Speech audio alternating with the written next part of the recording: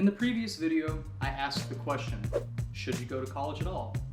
And I answered, unfortunately, that it's probably a necessary evil in today's 21st century knowledge economy.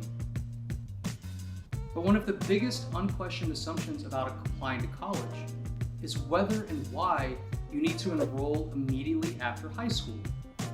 So in this video, I'm going to consider the pros and cons of taking a gap year. When students hint at a gap year and parents fiercely resist, which are conversations that I regularly have, particularly in the spring of a student's senior year, my response is, well, why not? What's the worst that can happen? You save some money, and your child is one more year mature and independent than before. 90% of students who take a gap year eventually enroll at a university. Even offering the option of a gap year early on in a student's academic career can alleviate some of the pressures to excel. Offering alternative pathways will undoubtedly help students establish a sense of control over their lives. That way, when they do commit to a course of study or a career, they have a greater confidence in their choice. Once you question the admissions madness and see through society's illusions and the many lies that universities tell, it's hard to see the downsides of taking a year off. For example, prospective MBA students are expected to have a few years of professional experience before they apply to their graduate programs. Most elite law schools also prefer applicants who've taken at least some time off following their bachelor's degree. Except for accidents of history and a society obsessed with prestigious undergraduate degrees, there are few, if any, compelling reasons for jumping straight into one's studies. By contrast, in most developed nations, the standard is reversed. Immediate college enrollment is somewhat outside of the norm. Gap years can allow a teenager to explore their interests and have a better idea of what they might want to do, or more importantly, eliminate less appealing academic or career possibilities. One benefit of pursuing a gap year abroad in particular is that it doesn't have the stigma of remaining in one's hometown or moving elsewhere in the United States that condescends to teenagers who don't immediately enroll into college. Going abroad, and this is before the COVID-19 pandemic, guarantees that you're going to meet people from different backgrounds, even if it's in an English-speaking tourist or volunteer program bubble. Still, you would have to try very hard not to have new experiences while abroad.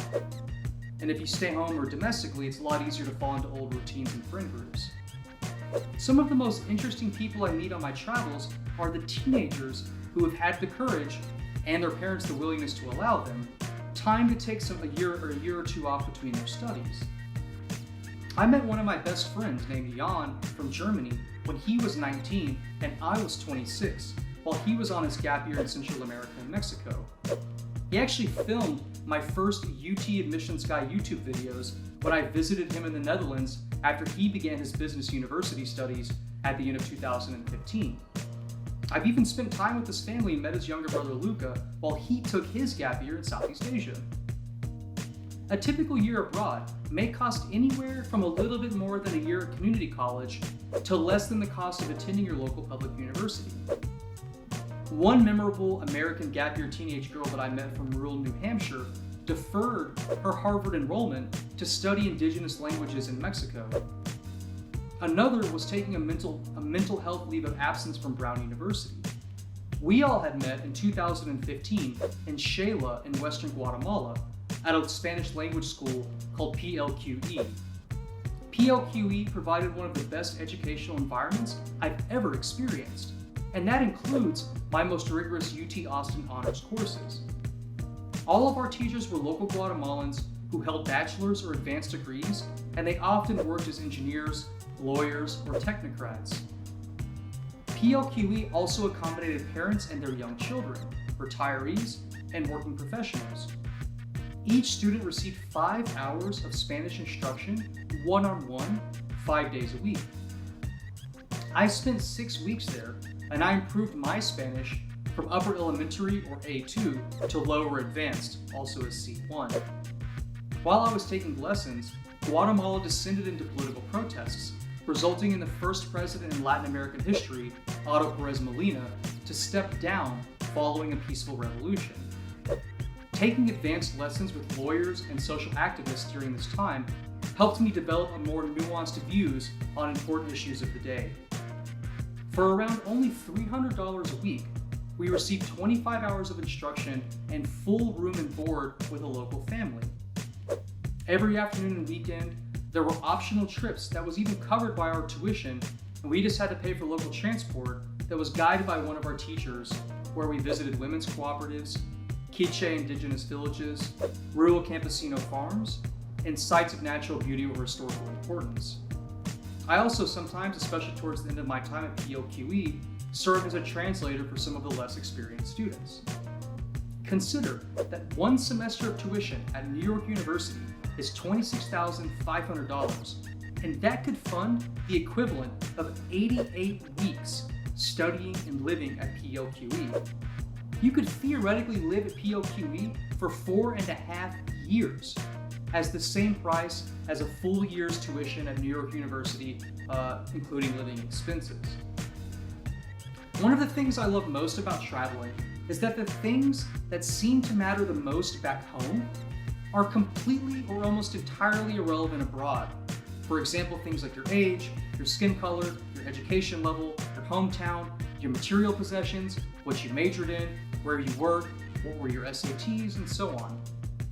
It helps me being in this environment because it's much easier to seek out people who are curious, conscientious, and make an effort to know themselves and our world. All that matters is who you show up as each day and your openness to new experiences. Saying yes to something when you're abroad is so much easier when you're not worried about how it will affect your colleagues or your classmates' perceptions or your college admissions chances. It's also easier to opt out and to say no to things that may not serve or interest you. There isn't a pressure to commit to something out of a misplaced sense of obligation. That degree of freedom and autonomy is simply something you can never find while remaining in the same system that you were born into. People taking gap years can explore their interests and develop their identities away from their parents' prying eyes or hovering helicopter blades. The biggest complaint from gap year students and friends of mine like Jan is that they feel somewhat out of place relative to their more immature and less socially developed classmates when they do eventually enroll in college. In turn, their year or two away helps them excel in college and strike a more manageable work-life balance. Spending time away from one's hometown or country enables you to see the bigger picture and acknowledge concerns beyond a narrow worldview. When I followed up with travel friends who have taken gap years and subsequently applied for and enrolled at their university, they universally reported that it was beneficial for them to take some time off. Around 3% of Americans who eventually enroll in college take an intentional gap year, which honestly is frankly a little bit higher than I would have expected. Surveys suggest that students who take a gap year overwhelmingly report that it contributed to personal growth, that they experienced increased maturity and self-confidence, improved communication skills, especially cross-culturally, and it helped them find direction in their lives. I've met people on gap years who are learning non-college skills, things like permaculture, yoga and meditation, scuba or freediving, kayaking, salsa and other dancing, conservation, world music and art, wilderness survival, storytelling and blogging, and the list goes on.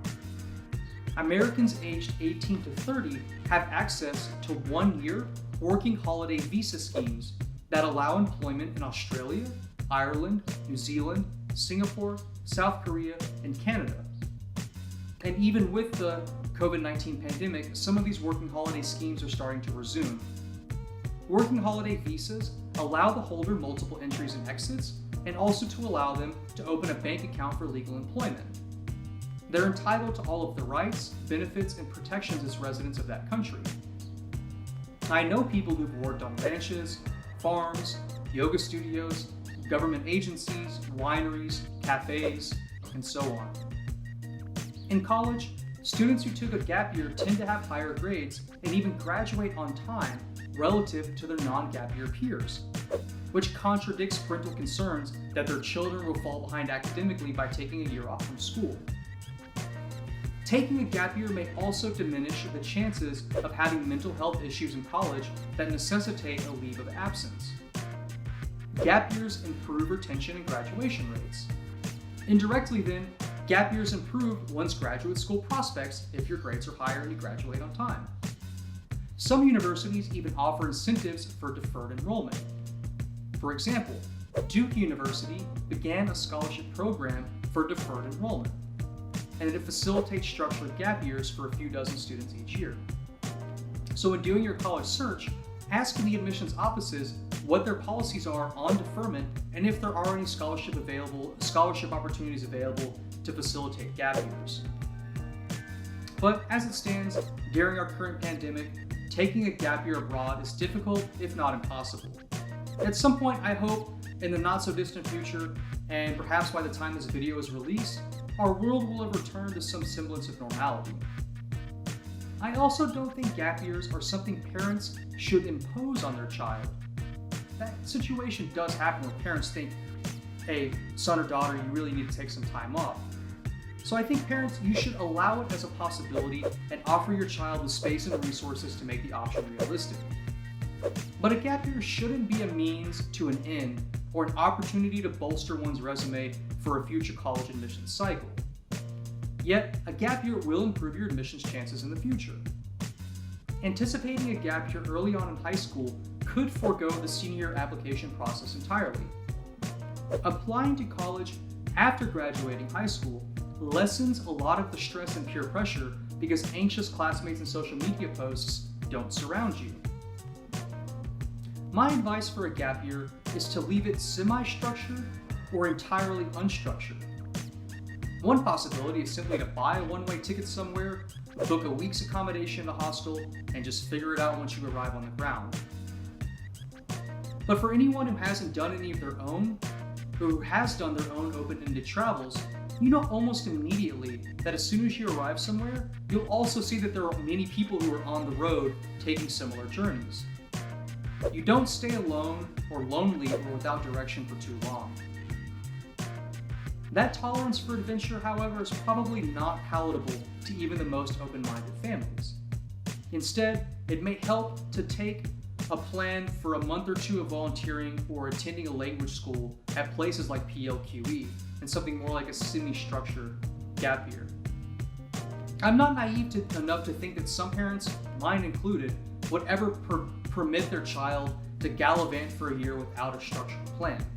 But isn't it strange, though, that some parents, most families, won't blink an eye at throwing 3 or 4 times that amount of money to send their child to Zoom University? I've complimented a handful of families who gained admission at elite universities but forewent enrollment during the COVID-19 pandemic. It's completely irrational that demand for elite universities remains high, even during a virtual learning environment. For some of my transfer students, I asked them, what in the world were you thinking, paying full price tuition at an out-of-state or private university only to spend freshman year in your bedroom? I don't recommend paying for some expensive gap year program that structures an entire year down to the hour. Some of these paid-for gap year programs are better than others. There are even gap year fairs that connect you with some of these programs. For example, gooversea.com. Most programs are quite expensive, and there are, unsurprisingly, consulting firms that charge hefty fees to Google what you could otherwise find for yourself. One family, for example, reported excellent experiences with the firm Winterline Global Skills that teaches life and survival skills over 9 to 10 months. But as with anything, it's really important to research your options and become an informed consumer. NYU professor Scott Galloway calls for gap years to become the norm and not the exception. It helps students prepare for the future. He laments, "An increasingly ugly secret of campus life is that a mix of helicopter parenting and social media has rendered many 18-year-olds unfit for college." Many students at elite universities haven't been permitted to develop these soft skills, the autonomy of thought, or the overall maturity required for thriving on college campuses. Even if you decide to enroll in college immediately after high school, at least entertain the thought of delaying enrollment or applying rather than defaulting to what everyone else is doing.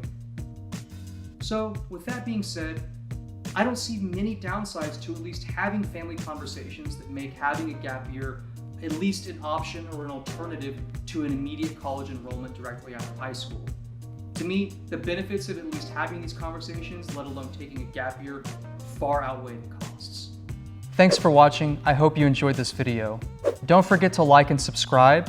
You can find my email in the information section of this video, so feel free to reach out if you're interested in working together.